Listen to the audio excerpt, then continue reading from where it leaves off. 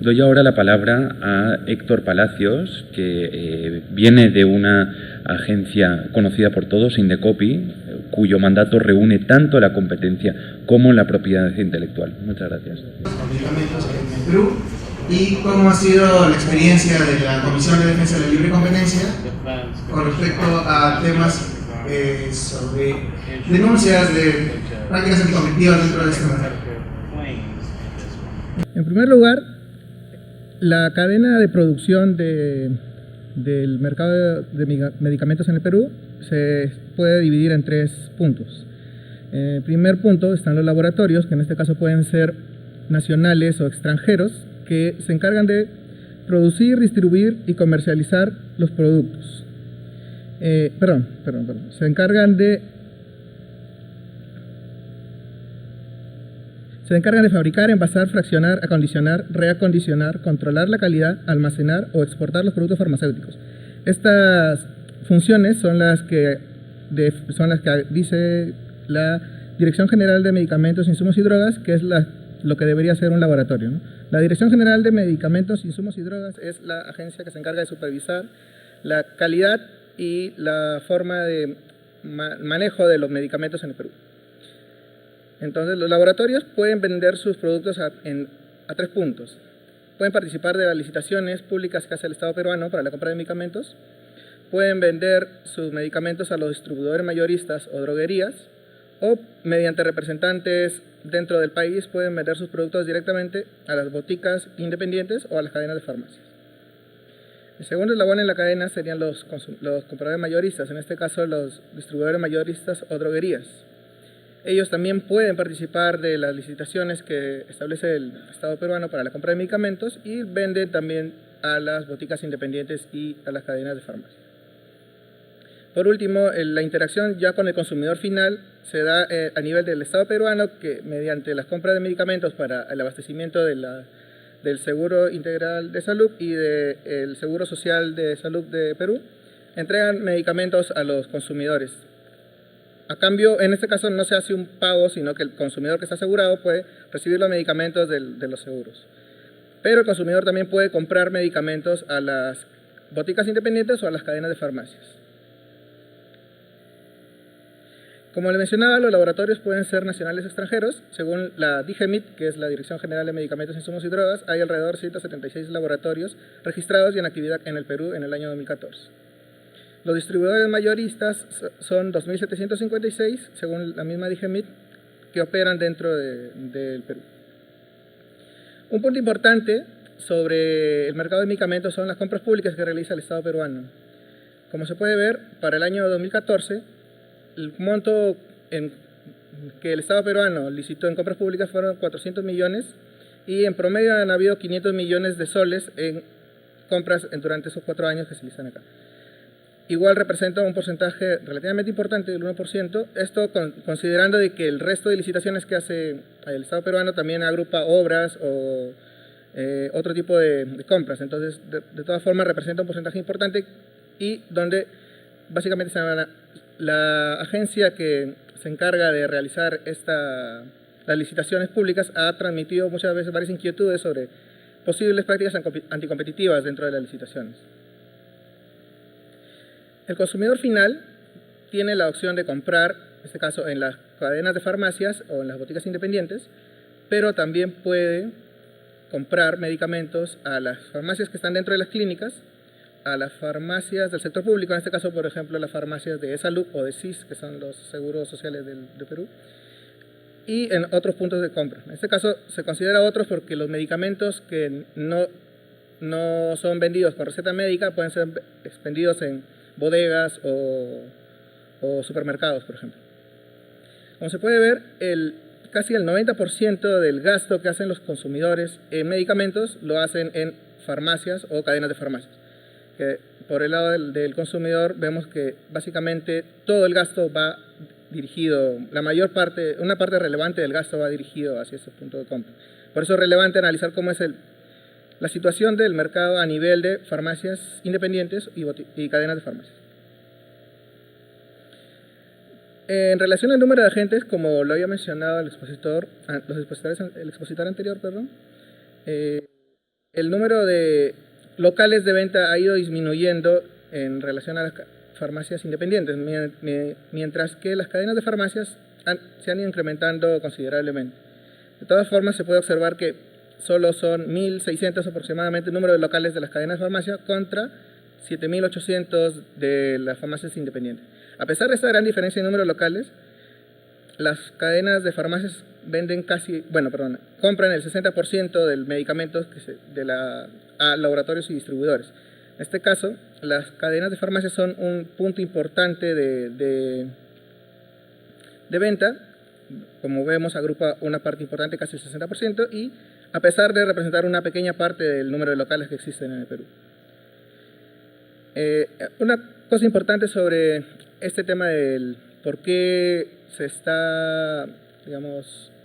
por qué desaparecen las pequeñas farmacias y por qué se empoderan las cadenas de farmacias, principalmente es porque las cadenas de farmacias pueden aprovechar la economía de escala que tiene el poseer un gran número de locales para poder llegar a mejores tratos comerciales con los laboratorios o distribuidores mayoristas. En general, en las cadenas de farmacias en Perú se ha observado un proceso de concentración con la fusión de 3 de las principales cadenas. En este caso eran Mifarma, BTL y FASA, que se han fusionado en una sola, que se convirtió, hasta el año 2012, se convirtió en el agente con un mayor número de locales, con un mayor número de puntos de venta en el Perú. Las otras farmacias que son relevantes podrían ser en este caso Incafarma, BIS, que es Boticas de Salud, y Arcángel.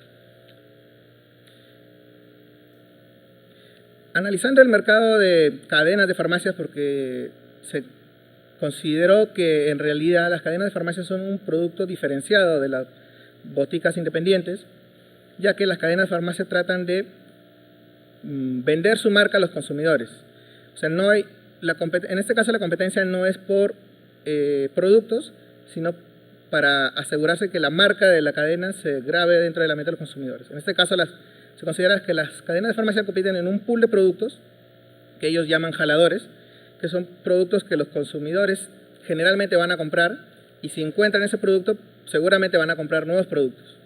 En este caso las farmacias utilizan ese pool de productos para competir y tratan de, aparte de eso, hacer políticas de publicidad intensiva para generar recordación en los consumidores. Dos de las políticas de publicidad más conocidas en Perú son, por ejemplo, los precios bajos que oferta Incafarma. Siempre su eslogan ha sido precios bajos siempre. Y para FASA, la publicidad más importante que tenía era que ofrecía un 10% de descuento a las personas mayores de 50 años o 10% de descuento en días específicos de la semana. Lo que se concluyó es que esta inversión en publicidad se podría constituir una barrera a la entrada, ya que no transmite información relevante sobre los productos que vende la cadena, sino sobre la marca, tratando de asegurar la fidelidad de la marca. También se observó que las cadenas que han invertido un monto importante de sus ingresos en publicidad generan mayor recordación. Los consumidores en general, por ejemplo, la última cadena que había entrado al mercado no había generado una fuerte recordación todavía en consumidores para el año 2012, más o menos, que se hizo un análisis. Muy bien. Sobre los casos analizados en libre competencia que ha revisado la Comisión de Defensa de la Libre Competencia de Indecopi, tenemos 3 casos importantes.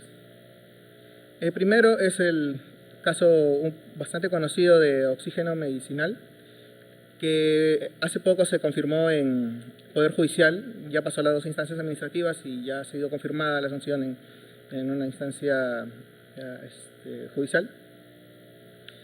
Entonces, en ese caso, la Comisión de Defensa de la Libre Competencia había sancionado a 3 empresas productoras de oxígeno medicinal por haber realizado una práctica restrictiva de la competencia en la modalidad de reparto de mercado en los procesos de selección convocados por ESALUD para la adquisición de oxígeno medicinal. Es lo que le mencionaba de las compras públicas. En este caso, ESALUD había transmitido a la Comisión sospechas de posibles prácticas anticompetitivas, y al hacer el análisis se descubrió que en realidad lo que se había dado durante casi 5 años era un reparto de mercado. Algunas empresas habían siempre ganado licitaciones para abastecer zona norte o centro o sur de Perú, y generalmente no encontraba competencia, ya que la otra empresa que para simular competencia, entraba a la licitación ofertando un monto que al final, al revisar los lineamientos de la licitación, la iba a dejar fuera, porque ofrecía un 110% del valor referencial de la licitación. En este caso, si ofrecías más de un 110%, quedas fuera. Entonces, las empresas que simulaban competencia ofrecían un monto por encima del monto que los iba a dejar fuera de la licitación, y la empresa ganadora al final ofrecía 110%, o sea, trataba de sacar el máximo excedente al Estado. Esto se observó durante 5 años, que el reparto generalmente se daba, que las empresas siempre ganaban ciertas zonas en el Perú. Luego, cuando ESALUC hizo un cambio en su forma de licitar, bueno, en las bases para la licitación, ya el cártel se rompió y ya no hubo prácticas restrictivas. Esto fue un punto importante porque la comisión analizó cómo fue el comportamiento después del cambio en las bases, y cuando ya se observó una competencia efectiva, en contraposición con lo que se observaba durante 5 años, donde siempre era la misma estrategia de descalificarse ofertando un monto por encima del permitido. Por otro lado, la Secretaría Técnica de la Comisión de Defensa de la Libre Competencia mantiene en trámite un procedimiento administrativo sancionador contra 7 cadenas de farmacias por la presunta comisión de prácticas colusorias horizontales en la modalidad de fijación concertada de precios.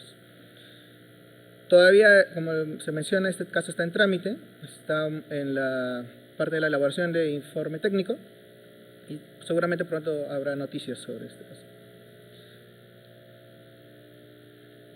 Por último, otro caso relacionado con licitaciones, se evaluó la presunta comisión de prácticas colusorias horizontales para no reducir el precio de los medicamentos para el tratamiento del cáncer adquiridos mediante compras públicas.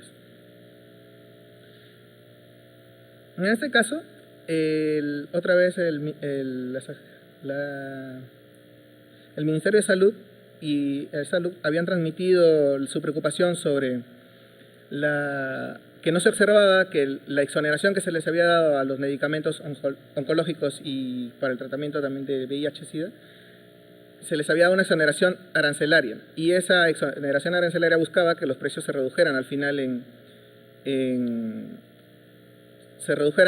las licitaciones. Sin embargo, no se observó eso luego de la exoneración no solo de los aranceles, sino también del impuesto general a las ventas.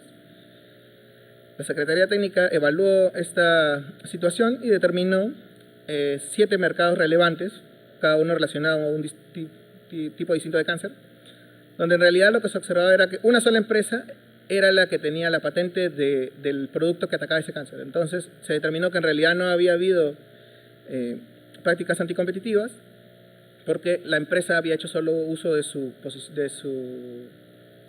uso explotativo de su poder de mercado. Como era la única empresa, no tenía la necesidad en realidad de bajar los precios, porque no competía contra nadie más.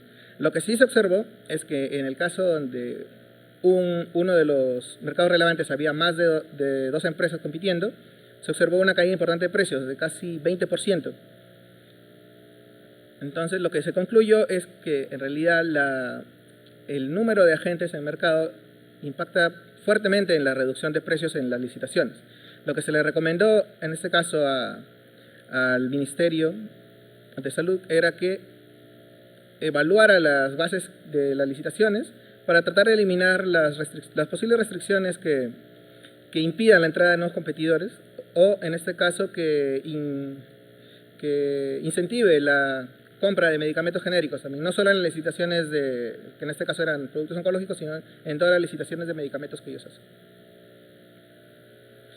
Entre las recomendaciones que se pueden hacer respecto del mercado farmacéutico, como ya les mencionaba, es la promoción del uso de medicamentos genéricos, pero que estos medicamentos estén debidamente acreditados, ya que en este caso el organismo supervisor, que es la DGMIC, tiene que crear lineamientos para asegurar que un producto que es el genérico de un producto a la cual ya se le acabó la patente, sea bioequivalente, en este caso sean el mismo producto, ataquen el mismo mal, no tengan efectos adversos.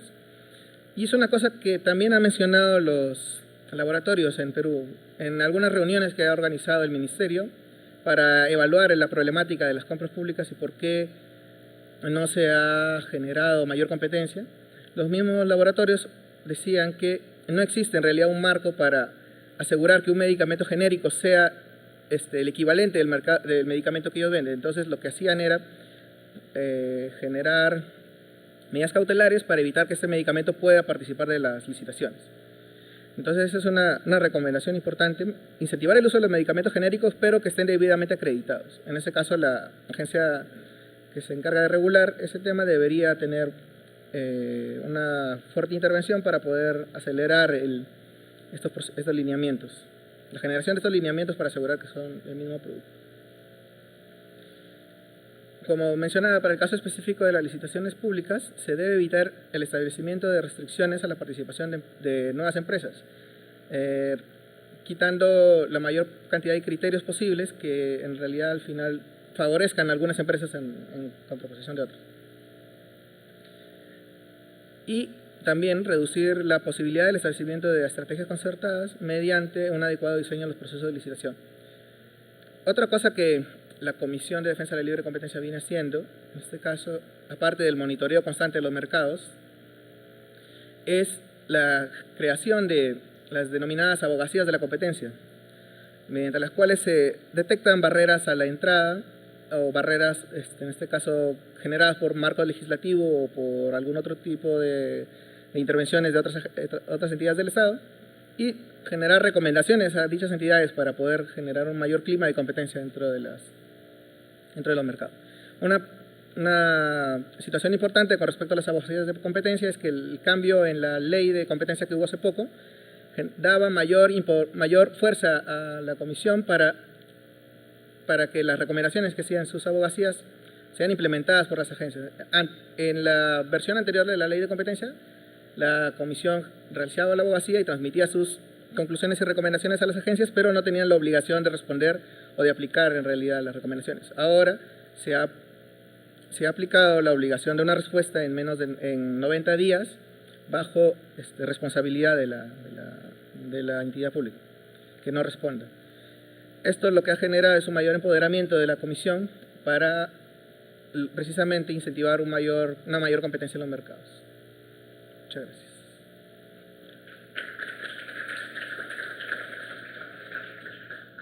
Muchas gracias, Héctor, por este acertado análisis de los problemas que enfrenta Indecopi en el mercado, sobre todo de la distribución de los productos farmacéuticos.